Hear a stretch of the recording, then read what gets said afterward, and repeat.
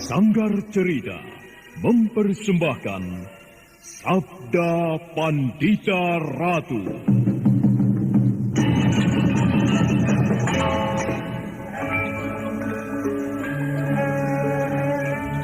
Jawablah, Ken Umang.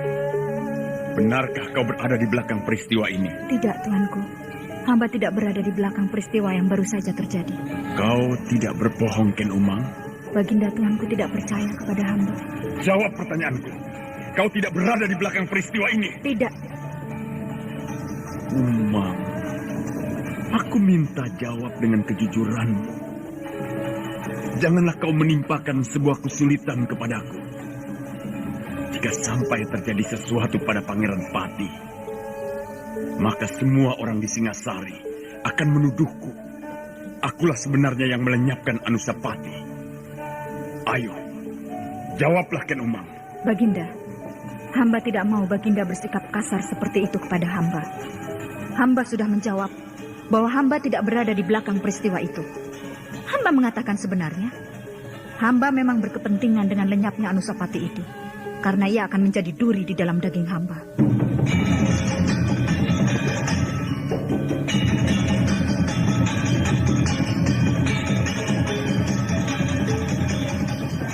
Sabda Pandita Ratu, sebuah kisah penuh dilema, tragedi cinta anak manusia, perebutan tahta, mabuk harta dan duniawi, serta silaunya kehormatan, di mana keangkara murkaan merajalela karena dendam yang membara. Kisah ini berlatar belakang berdirinya Singasari. Ken Aron, dialah pemuda yang merekuk pahit getirnya kehidupan. Namun sebenarnya, dialah yang harus melaksanakan sabda-sabdanya. Perjalanan sengsaranya adalah awal untuk meraih keberhasilan, untuk menuju kejayaannya di saat Singasari berdiri. Apakah cita-citamu itu, Ken Umang? Aku ingin mengubah nasibku.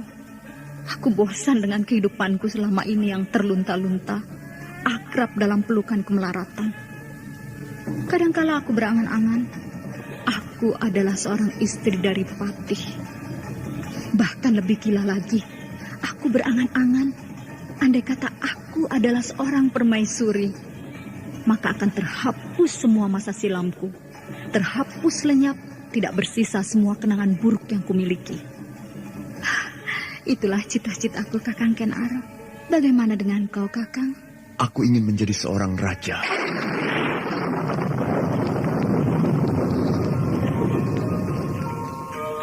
Sabda Pandita Ratu.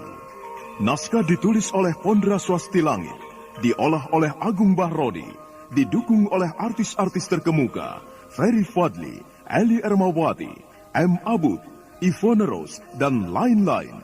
Teknik dan montase Ibing Arifin, dengan sutradara Dian Pertiwi. Sabda Pandita Ratu. Kali ini dalam episode ke-19 dengan judul Purwakala Pangeran Pati.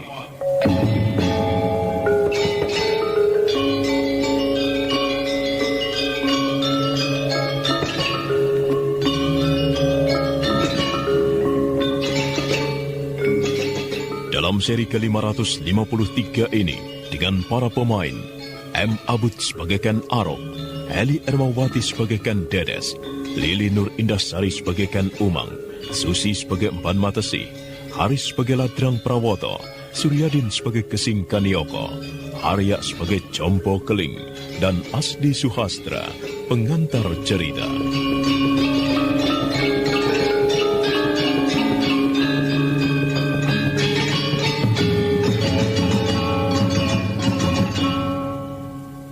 Hawa panas seperti menggerayangi halaman istana Singasari. Baginda Sri Rajasa Batara Sang Amurwa Bumi serasa tidak mampu menahan kemarahannya lagi. Apalagi ditambah oleh sikap Senopati Jompo Keling yang tidak terduga-duga.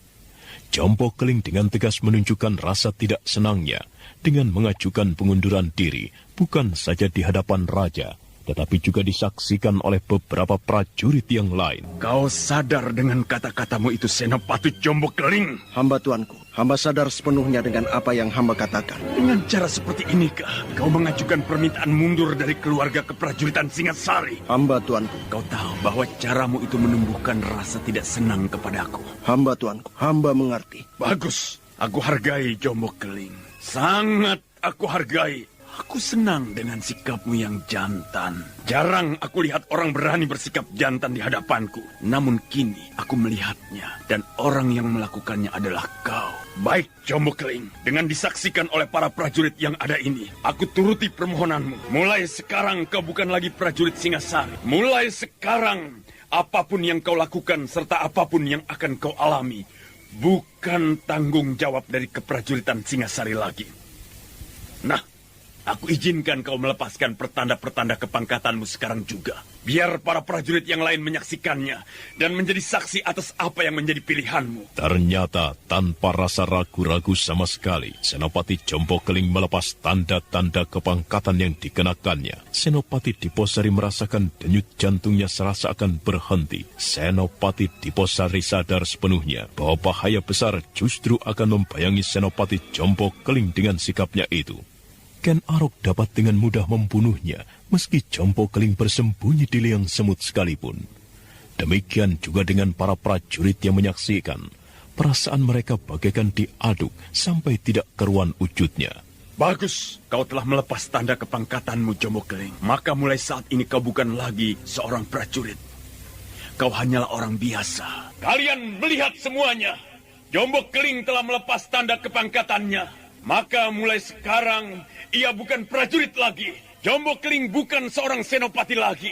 Dengan demikian, tidak menjadi kewajiban bagi para prajurit dari golongan Wiratamtama atau golongan Wirabintara untuk menghormatinya lagi.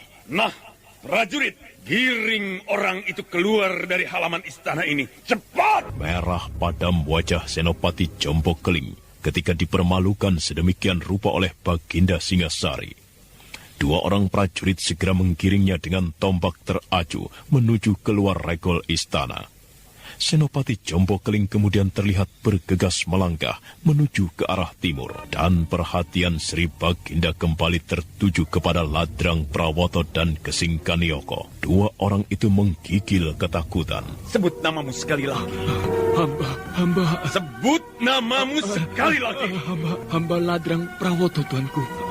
Hamba Ladrang Prawoto. Dan kau, aku ingin mendengar sekali lagi siapa namamu. Hamba Gesing Kanioko. Jawab, kalian adalah bagian dari orang-orang yang menculik Anusapati itu. Bukan tuanku, bukan. Ternyata kalian mencoba ingkar.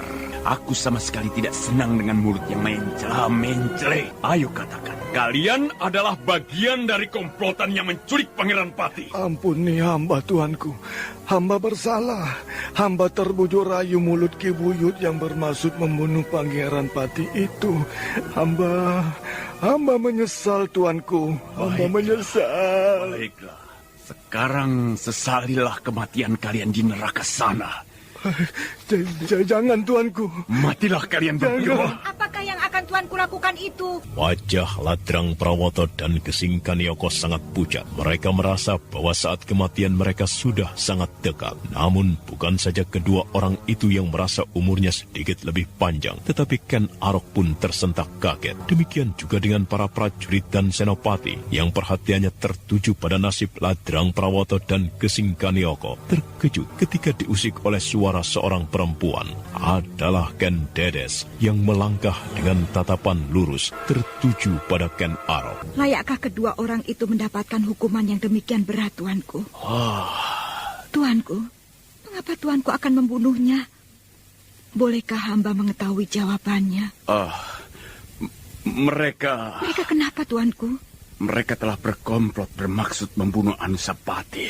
Berkomplot dengan siapa, tuanku?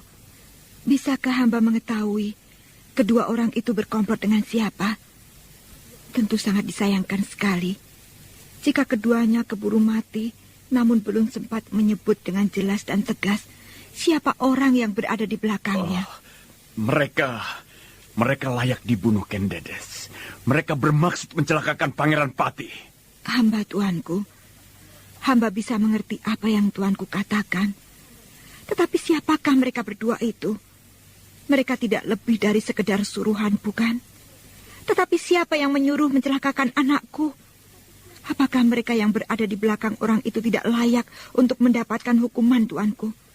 Apakah tuanku tidak berkeinginan untuk mengetahui siapa yang berada di belakang mereka? Ken Arok jelas-jelas kebingungan. Dia tidak mengira Ken Dedes yang selama ini hanya diam, lebih banyak pasrah dan menerima apapun yang disodorkan padanya. Ternyata perempuan itu mampu berteriak menyudutkannya. Ken Arok menatap tajam pada Ladrang Prawoto. Betapa ingin Ken Arok memecahkan kepalanya. Tetapi sayang, di depannya ada Ken Dedes. Tuanku, Baginda yang adil, Ambek Paramarta, tunjukkanlah kepada hamba bahwa Tuan mampu bertindak adil. Tunjukkanlah kepada hamba bahwa Tuan benar-benar seorang ayah yang akan melindungi anaknya di saat ia berada di dalam bahaya. Ken Arok yang tidak tahu harus berbuat apa, tiba-tiba bergegas pergi meninggalkan tempat itu, menuju ke bangunan induk istana melalui peringkitan samping kanan. Ken Dedes menghela napas panjang, nampak matanya berkaca-kaca. Ken Dedes kemudian berusaha menguasai diri. Perempuan dari Panawijan itu berbalik dan mendekati Ladrang Prawoto serta Gesing Kanioko.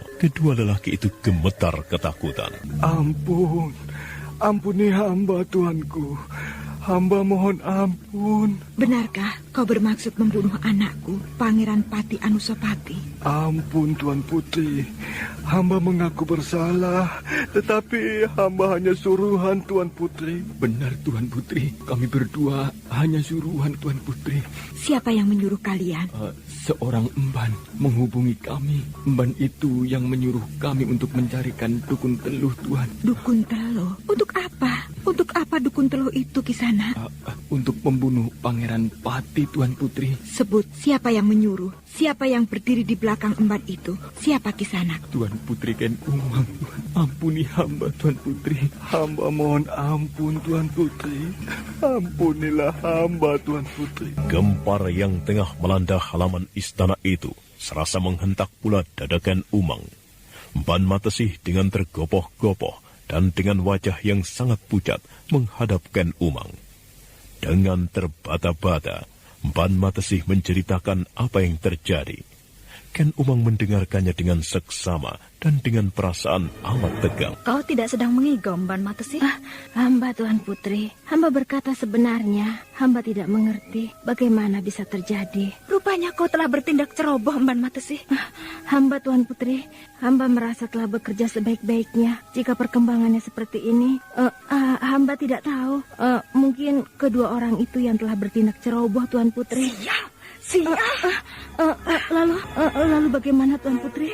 Kau yang membuatku repot, Mban. Semua ini terjadi pasti karena kecerobohanmu. Kalau kau tidak ceroboh, pasti tidak akan terjadi seperti ini. Ampun, Tuan Putri. Pergilah, Baginda sebentar lagi tentu akan mencariku. Hamba, Tuan Putri. Sial. Ban Matesih bergegas meninggalkan Ken Umang di dalam biliknya sendirian. Ban itu bergegas menuju ke biliknya sendiri yang letaknya berapa jauh di belakang bangunan induk istana. Di sana terdapat sebuah bangunan yang memang diperuntukkan para emban dan abdi dalam lainnya. Namun belum terlampau jauh emban itu berjalan, seorang prajurit telah menghadangnya. Emban? Ada apa, Ki Lurah? Baginda memanggilmu. Sekarang juga, ayo bersamaku, cepat. Prajurit yang berpangkat lurah itu tidak menunggu terlampau lama. Ki Lurah prajurit itu memegang lengan Ban Matesih dan kemudian setengah digelandangnya perempuan itu melalui peringkitan. Di sebuah ruang, Baginda telah menunggu. Ban Matesih duduk bersimpuh dengan wajah sangat pucat. Seluruh tubuhnya gemetar tanpa menoleh. Baginda menanyainya. Jawab pertanyaan-pertanyaanku, Emban, dan jangan kau berani mencoba mengelak atau berbohong. Ingat, yang berada di hadapanmu seorang raja. Aku mempunyai kekuasaan yang tidak terbatas. Aku bisa melenyapkanmu, semudah membalik tangan jika kau berani berbohong kepadaku. Hamba tuanku, hamba tuanku. Jangan menangis.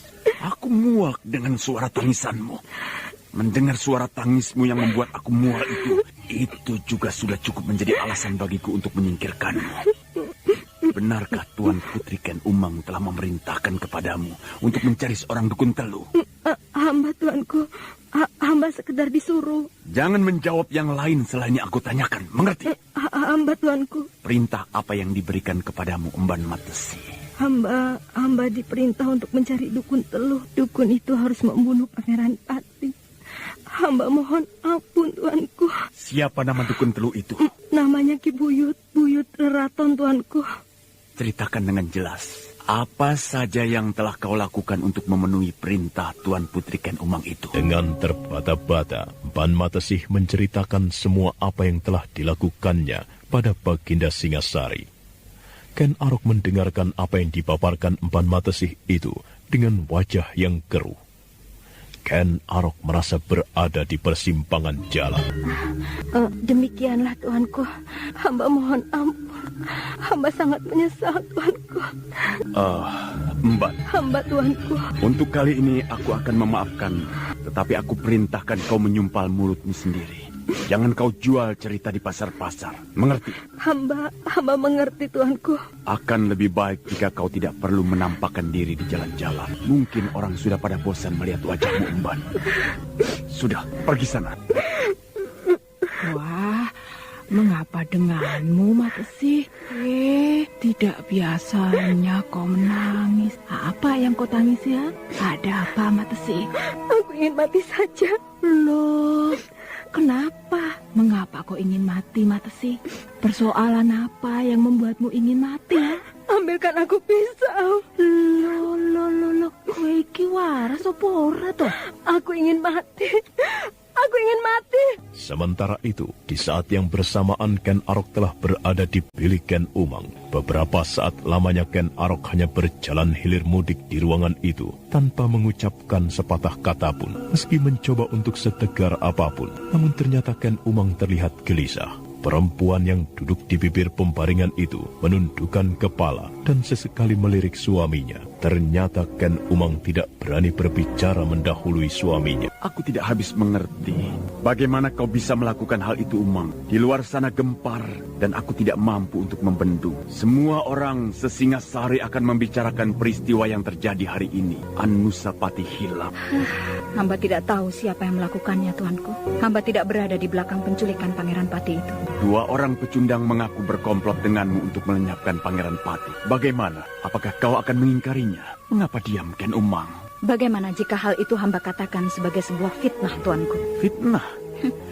Kau berani mengatakan kepadaku itu hanya sebuah fitnah? Ulangi sekali lagi, Ken Umang, dan pertimbangkan baik-baik sebelum kau menjawab. Bukan demikian yang hamba maksud, tuanku. Lalu apa? Kepada tuanku, hamba tentu tidak akan berani berbohong. Akan tetapi jika ada orang lain yang mempersoalkannya, apakah tidak boleh hamba memutar kenyataan? Yang terjadi itu sekedar sebuah fitnah. Bukan main. Lalu? Hamba bisa mengatakan bahwa yang berada di belakang peristiwa itu adalah istri tua tuanku sendiri. Dengan cara yang sedemikian halus dan luar biasa, istri tua tuanku memfitnah hamba. Gila. Hamba tuanku. Kau benar-benar gila, Ken Umang. Bagaimana kau sanggup membayangkan dan kemudian berusaha mewujudkannya dalam kenyataan hal-hal yang sedemikian itu? Hamba tuanku. Hal itu hamba lakukan karena rasa cinta hamba kepada tuanku Sri Baginda yang tidak terukur tingginya. Seperti itukah caramu menampakkan cintamu kepadaku, Ken Umang? Yang kau lakukan dengan tukang teluh itu, yang kemudian justru ditangkap dan dibelejeti oleh orang tidak dikenal, itu justru mencoreng wajahku. Wajah Sri Rajasa Batara Sang Amurwa Bumi berlepotan kotoran yang paling menjijikan karena perbuatanmu yang tidak kau pertimbangkan masak-masak. Pernahkah kau bayangkan, Ken Umang? Nah, kalau belum, sekaranglah saatnya kau sebaiknya mulai membayangkan. Sekarang Anusapati hilang. Semua orang menjadi gempar, geger. Semua orang menunjuk hidungku, hidung Ken Arok. Seolah akulah yang mendalangi lenyapnya Pangeran Pati itu. Semua orang mempercakapkan Ken Umang dan tak akan ada seorang pun yang sanggup membendung meskipun seorang raja seperti aku sekalipun. Di pasar-pasar, di warung-warung, di setiap rumah dan di sawah-sawah, hilangnya Pangeran Pati Anusapati adalah merupakan pembicaraan yang paling menarik. Kemudian, Belum lagi hal itu mereda. Sekarang muncul lagi peristiwa yang tidak kalah menggegerkan. Kalau peristiwa itu menyangkut orang lumrah Ken Umang, maka tidak akan banyak yang mempercakapkan. Namun karena menyangkut aku, menyangkut seorang raja, menyangkutmu, maka jadilah peristiwa itu sebuah santapan sarapan dan makan malam yang paling lezat. Kau tidak pernah membayangkan akibat perbuatanmu akan seperti itu, Ken Umang. Hamba merasa bersalah, tuanku. Semua itu hamba lakukan karena hamba menyintai tuanku. Karena hamba melihat tuanku tidak segera bertindak. Begitukah caramu menerjemahkan rasa cintamu kepada aku, Ken Umang? Sebenarnya lah, tuanku, cinta hamba kepada tuanku sedemikian besarnya. Rasanya sakit di dalam hati hamba karena ada perempuan lain di dalam hati tuanku pula. Ken Umang, betapa serakahnya kau. Nampak sekali keserakahanmu itu sampai menutupi akalmu. Kau lupa, Ken Umang, bahwa sebelum aku mengambilmu aku telah mempunyai istri. Jika ada yang merasa sakit hati, bukan kau, Ken Umang, tapi seharusnya Ken Dedes lah yang sakit hati karena telah mengganggu suaminya. Kau lupa, Ken Umang, kau ingin memilikiku seorang diri, seolah kau adalah seorang perempuan yang bersih. Kau lupa bahwa kau dulu adalah seorang pelacur. Pucat bias wajah Ken Umang. Wajahnya tiba-tiba serasa menebal, setebal dinding pembatas antara pagelaran dengan peringgitan. Sementara Ken Arok masih nampak bergejolak. Tatapan matanya tajam, menusuk ke mata Ken Umang. Mata perempuan yang sedang hamil itu berkaca-kaca. Tuanku, hamba memang perempuan hina. Hamba memang bekas pelacur.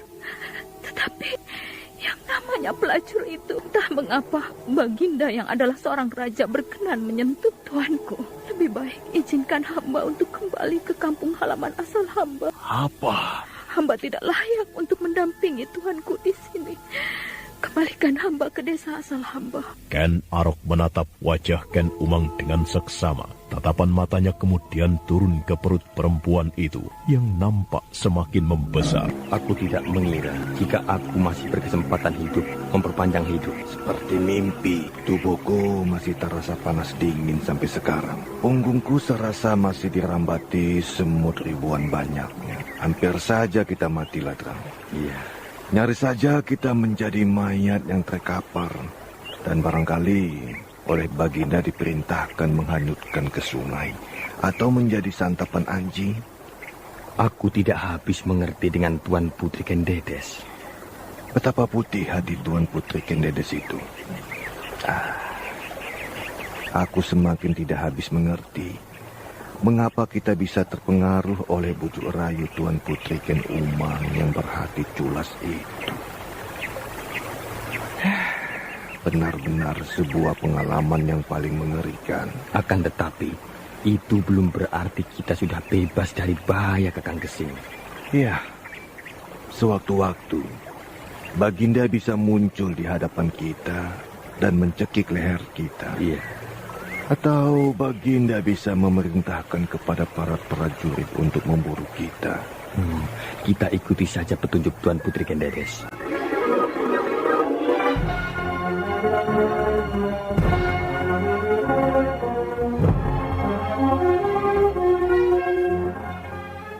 Kisanak Gesing Kanioko dan Kisanak Ladrang Prawoto, aku memaafkan apa yang telah kalian lakukan. Jadikanlah apa yang kalian alami itu sebagai sebuah pelajaran yang paling berharga untuk selanjutnya. Setiap akan melakukan apapun atau bertindak apapun, pertimbangkanlah sebaik-baiknya. Pergilah Kisanak berdua yang jauh, carilah tempat persembunyian yang aman, karena mungkin Sri Baginda tetap melanjutkan keinginannya untuk membunuh kalian berdua.